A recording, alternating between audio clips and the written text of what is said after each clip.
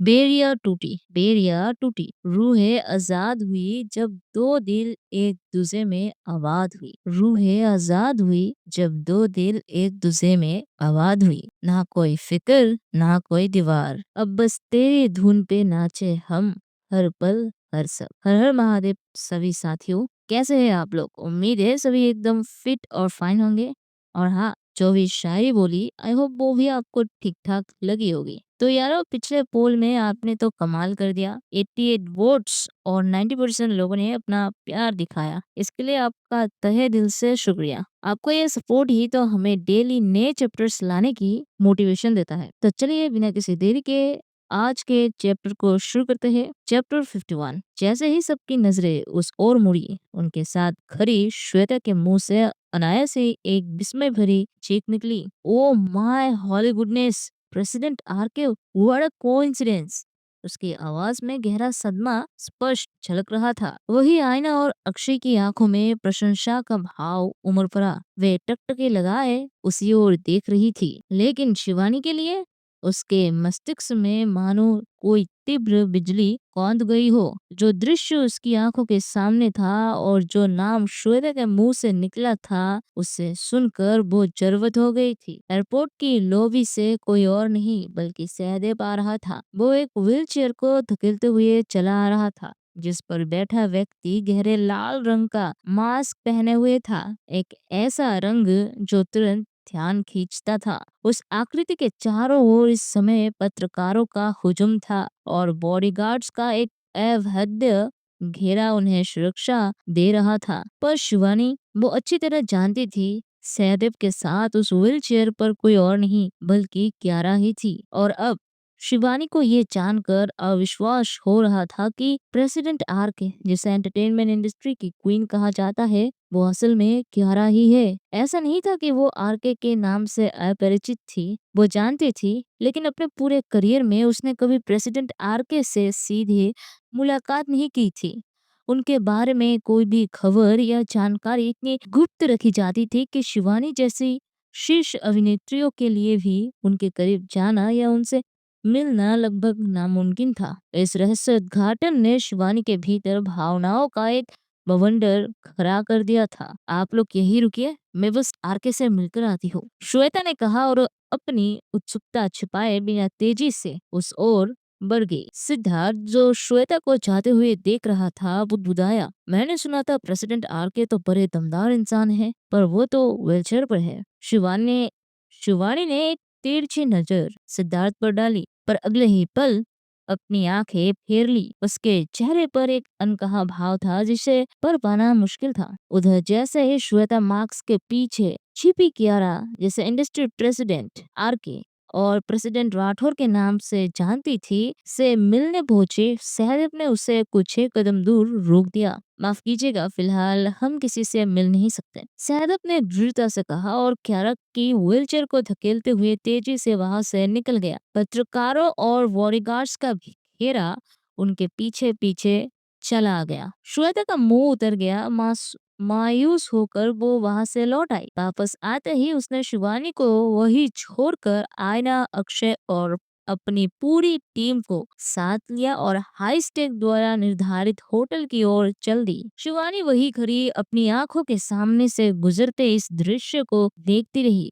उसके मन में सवालों का एक नया सैलाब उतर रहा था। श्वेता के जाते ही विद्युत ने चिंता से पूछा, शिवानी, तुमने कहा था तुम्हारा कोई दोस्त है, तो वो कहाँ है? शिवानी, जिसके अंदर एक अजीब सी हलचल मची थी, एक बेजान आवाज में बोली, हाँ। इतना कहकर उसने अपने फोन पर कियारा को एक मैसेज किया, तुम कहाँ हो?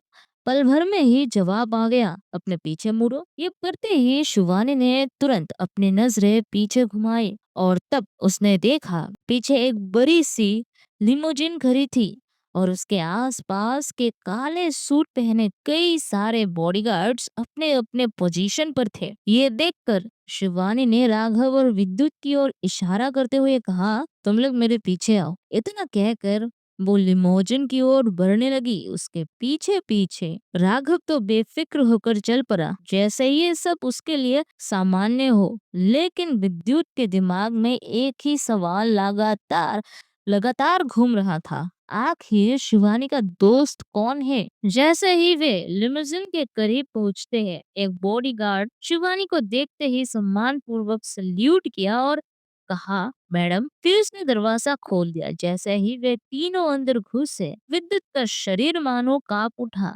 ठीक सामने कोई और नहीं बल्कि क्यारा बैठी थी। शिवानी के बगल में बैठते ही क्यारा ने उसके माथे को चूमते हुए स्नेह से पूछा, तुम्हें बाहर कोई दिक्कत तो नहीं हुई। शिवानी ने धीरे से नाम में सिर हिलाया पर कुछ कह नहीं पाई। उसकी नजरें अभी भी बाहर सड़क की ओर टिकी थी, मानो वो इस पल को स्वीकार करने में हिचकिचा रही थी। तभी कियारा की नजर विद्युत पर पड़ी, जो उसे देखकर बुरी तरह कांप रहा था। क्या हुआ? तुम ऐसे कांप क्यों रहे हो? कियारा ने पूछा। उसकी आवाज में हल्की हैरानी थी। विद्युत ने हकलाते हुए जवाब दिया क्या आप आरके है? कियारा ने एक हल्की मुस्कान के साथ कहा, हाँ क्यों, कोई दिक्कत है क्या? ये सुनकर विद्युत ने और भी ज्यादा हकलाते हुए कहा, नहीं नहीं, कोई दिक्कत नहीं। उसकी आंखें अभी भी अविश्वास से भरी थी। कियारा ने फिर शिवानी की ओर देखा, जो गुमसुम बैठी बाहर सड़क को निहारे जा रही थी। कियारा समझ गई थी कि कुछ तो गड़बड़ है। सहदेव, कियारा ने आवाज लगाई, यहाँ का कवर लगा दो। दूसरी ओर से सहदेव की आवाज आई, ओके बॉस। और पलक झपकते ही एक दीवार जैसा कवर बीच में ऊपर आ गया, जिससे लिमुजिन दो हिस्सों में बट गई। विद्युत और राघव एक और रह गए और कियारा व शिवानी दूसरी ओर। कवर के लगते ही कियारा ने एक गहरी सांस ली और धीरे से शिवानी की ओर मुड़कर कहा, क्या तुम मुझसे नाराज हो? शिवानी ने अभी भी बाहर देखते हुए कहा, नहीं, बस ऐसे ही। कियारा ने अपना हाथ शिवानी के हाथ पर रखा, उसकी उंगलियों को हल्के से सहलाते हुए बोली, देखो, तुम जो भी अपने दिमाग में सोच रही हो, उस ओवर थिंकिंग को अभी के अभी बंद कर दो। उसकी आवाज में एक अधिकार था, पर साथ ही एक गहरी चिंता और अपनापन भी। ये सुनकर शिवानी ने एक गहरी सांस ली और अपना सिर कियारा के कंधे पर टिकाते हुए धीरे से कहा, कियारा, मुझे पता है हम दोनों ने वादा किया था कि हम एक दूसरे की जिंदगी में दखल अंदाजी नहीं करेंगे, लेकिन तुम मुझे इतना तो बता सकती थी कि तुम हार के हो। उसकी आवाज में शिकायत थी, पर साथ ही एक गहरी आत्मीयता भी। कियारा ने शिवानी के सिर पर अपना गाल रखा।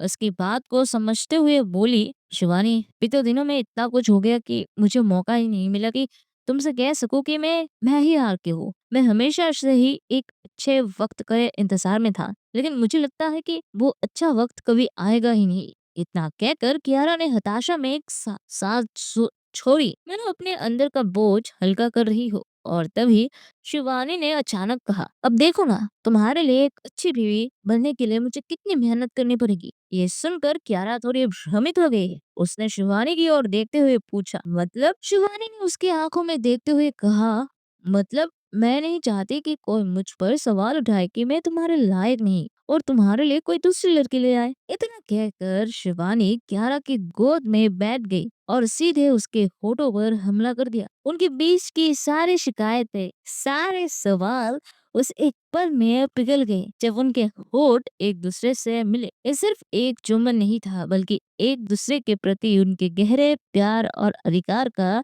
समर्पण था। पहले तो कियारा थोड़ी भ्रमित थी, लेकिन अगले ही पल उसने नियंत्रण अपने हाथ में ले लिया। उसके हाथ शिवानी की पीठ पर फिरे और फिर धीरे धीरे उसकी कमर और जांघों को अपने पकड़ में ले लिया। कियारा ने अपने होठों को और गहराई से शिवानी के होठों पर दबाया, एक ऐसा चुंबन जिसमें सारी शिकायतें और इंतजार घुल गए थे। लगभग 2 मिनट तक एक दूसरे में खोए रहने के बाद दोनों सांस लेने के लिए अलग हुए। उनके होठों पर एक दूसरे का स्वाद था और सांसें तेजी से चल रही थी। दोनों की आंखें एक दूसरे को ऐसे देख रही थी मानो एक दूसरे को पूरी तरह से पी जाना चाहती हो। तभी कियारा ने शिवानी को अपनी कमर की ओर करीब खींचा और उसके गले को चूमने लगी। जैसे ही उसके होठ शिवानी के कान के पास पहुंचे, उसने फुसफुसाया, वाइफी, पिछले 15 दिनों से मैं सन्यासी बना फिर रही हूँ, प्लीज। उसकी आवाज में गहरी चाहत थी। इस पर शिवानी भी कियारा से और सटती हुई बोली, मन तो मेरा भी करता है तुम्हारे साथ पूरी तरह से हो जाने का, लेकिन बस कुछ दिन और, हनी। उसके बाद इतना कहकर उसने कियारा के होठों को और फिर से चूमा और अपने सिर को सहमति में हिलाया, जैसे एक वादा कर रही हो। एक ऐसा वादा जो दोनों की आंखों में चमक रहा था। वही कवर के दूसरी ओर राघव और विद्युत एक साथ बैठे हुए थे। राघव अपने मोबाइल पर रील्स देखने में मगन था, तो वही विद्युत डर से गुमसुम बैठा था। उसका चेहरा सफेद पड़ चुका था और उसकी आंखें कहीं दूर शून्य में ताक रही थी। ये देखकर राघव ने उसकी ओर मुड़ते हुए पूछा, क्या हुआ भैया, ऐसे गुमसुम क्यों बैठे हो? वाइफ को एंजॉय करो मैन। विद्युत ने खुद से बुदबुदाते हुए कहा, मेरी आँख फटी जा रही है और इसको वाइफ की परी है। फटी जा रही है? क्या हुआ? ऐसा क्या हुआ कि फटी जा रही है? राघव ने उत्सुकता से पूछा। ये सुनकर विद्युत ने कहा, कुछ नहीं, अपने काम से काम रखो। लेकिन बेचारा विद्युत भी राघव से क्या कहता कि वो किसी और के लिए नहीं बल्कि कियारा, जो कि प्रेसिडेंट आरके है, उसे मारने की योजना बना चुका था। अब उसे डर था कि कियारा उसके साथ क्या करने वाली है। उसका दिल जोरों से धड़क रहा था और हर आती जाती सांस भारी लग रही थी। उसे लग रहा था जैसे वो एक ऐसे जाल में फंस गया है जहां से निकलना नामुमकिन है। और इसी के साथ तकरीबन पूरे 3 घंटे के सफर के बाद शिवानी, क्यारा और बाकी सब क्यारा के जर्मनी वाले आलिशान मेंशन पर आ पहुंचे। ये मेंशन वाकई में टॉप नॉच लग्जरी से भरा पड़ा था। जैसे ही उनके लिमोजिन विशाल गरे हुए लोहे के दरवाजे से गुजारी, एक अलग ही दुनिया सामने आ गई। सामने एक लंबा घुमावदार रास्ता था जिसके दोनों ओर करीने से कटे हुए हरे भरे लॉन फैले हुए थे और बीच बीच में संगमरमर की मूर्तियां और रंग बिरंगे फूलों की क्यारियां लगी हुई थी। दूर से ही मेंशन की भव्यता दिख रही थी, एक आधुनिक वास्तुकला का बेजोड़ नमूना जिसमें कांच और स्टील का शानदार मेल था और जिसकी छतें आसमान छूती हुई लग रही थी। मुख्य प्रवेश द्वार पर पहुंचते ही एक और बॉडीगार्ड ने दरवाजा खोला और वे अंदर दाखिल हुए। अंदर कदम रखते ही सांसें थम सी गई।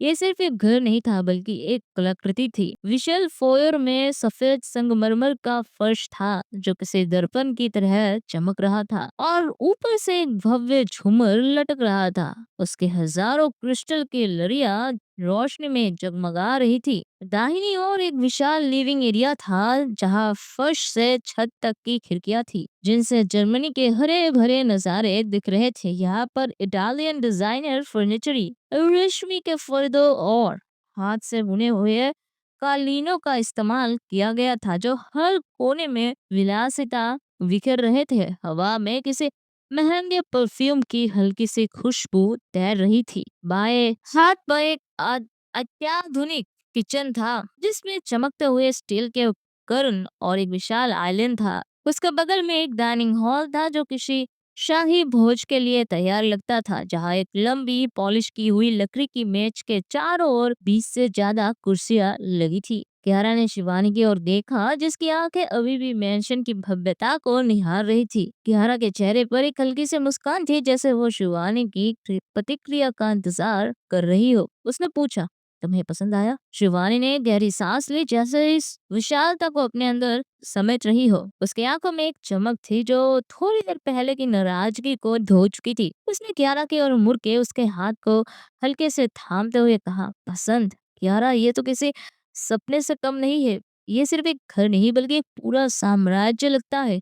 उसकी आवाज में विस्मय और प्रशंसा का भाव था। कियारा ने शिवानी के हाथ को अपने हाथ में कस लिया। उसकी आंखों में प्यार और गर्व झलक रहा था। मुझे पता था तुम्हें पसंद आएगा, उसने फुसफुसाया, और अब ये तुम्हारा भी घर है। शिवानी के चेहरे पर एक हल्की से शर्म और खुशी एक साथ तैर गई। तो दोस्तों, ये थी आज की कहानी। उम्मीद है आपको पसंद आई होगी। अगर हाँ तो एक लाइक जरूर कर देना और एक कमेंट भी ड्रॉप करो। मुझे आपकी राय जानना अच्छा लगेगा। और हाँ, मैंने एक पोल रखा है, वीडियो खत्म होते ही कम्युनिटी टेब पर जाके वोट करना मत भूलना। सो बाय बाय, मिलते हैं नेक्स्ट वन में।